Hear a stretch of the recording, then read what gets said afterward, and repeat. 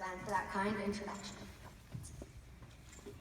I don't think I've padded my resume that shamelessly since I first applied to Penn 5 years ago. Yeah, so, oh, wait, here's my note. Okay, I got it. Dr. Kurzban told me I actually have to memorize this, so I should put these to the side. Honored guests, parents, professors, grandparents, siblings, and above all, the University of Pennsylvania Department of Psychology Class of 2016. I am honored and privileged to be the undergraduate speaker for the Department of Psychology graduation ceremony. I know that it is typical for speakers under these circumstances to give advice to the graduating class, but I'm on my 11th Penn card and can't even make it to DRL on time for a 10:30 class, so who am I to give advice? Instead, I thought I would turn to some older, wiser members of the community, senior center members who gave advice in a positive psychology intervention that I developed for my thesis. In one letter, a college student lamented about dating two people at the same time and asked which one to stay with and which one to break up with. A respondent, aged 87, wrote, "I think you should stick with the second person you've been dating. If the first one was so great, you wouldn't have looked for the second." Another letter writer asked for advice about finding a job in a tough job market, and particularly about being nervous in job interviews. The advice giver, aged 80, wrote, "The most important thing is to be yourself, but not until you get the job." Finally, one writer asked, "In a challenging world, what's the best piece of advice anyone ever gave to you?" To which one gentleman, age 77, responded, 8 words, "Don't have a heart attack while playing charades." You really can't argue with any of that advice. Through my advice column intervention, I found that the older adults randomly assigned to give advice not only gave great input to Penn students and community members, but also had higher subjective well-being, meaning, and generativity.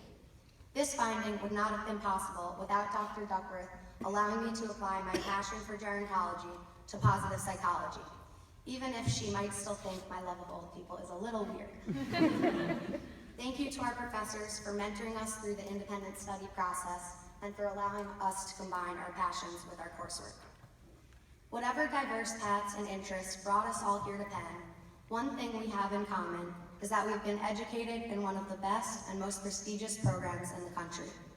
We have developed our strengths in ways that will enable us to lead meaningful and fulfilling lives, and to cultivate what is best within ourselves and others to enhance our lives and the lives of others. And that, friends and family, just happens to be the definition of positive psychology.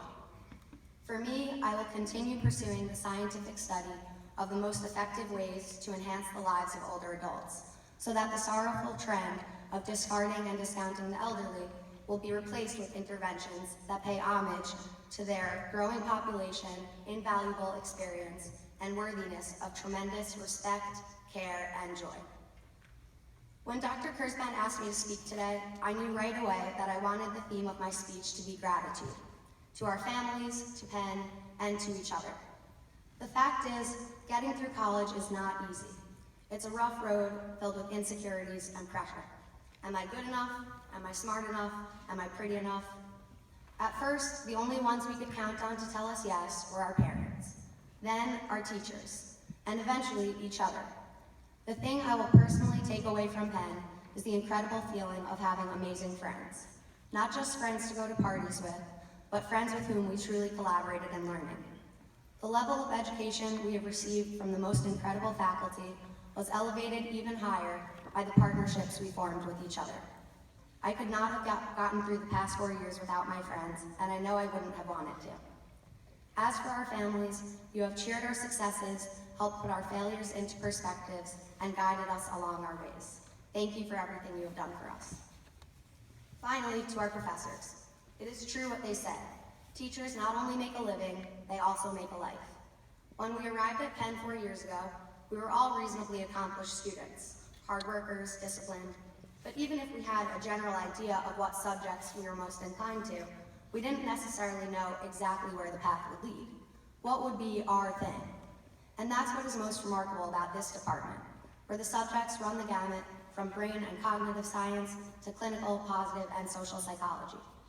Over these past 4 years, our professors have set little fires within us and guided and often inspired us as we found the areas that most interested us.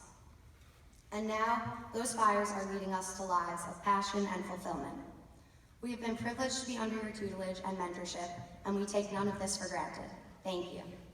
I especially want to thank Dr. Angela Duckworth, Dr. Rachel White, Dr. Sarah Jaffe, Dr. Sharon Thompson-Schill, and Claire Nguli, who have been mentors, role models, teachers, and friends.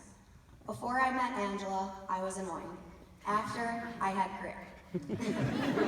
This highlights one of the most important and valuable aspects of our amazing professors. They helped us see ourselves in a new and better way.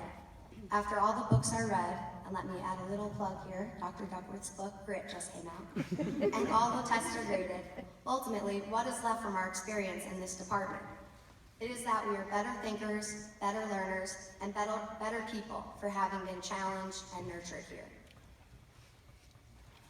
After this, for many of us, the comfort and familiarity of school will be behind us, and it will be time to head off for work. Personally, I am packing up and moving to California to continue my education in a PhD program, partially so I don't yet have to go to that scary place I keep hearing about called the real world.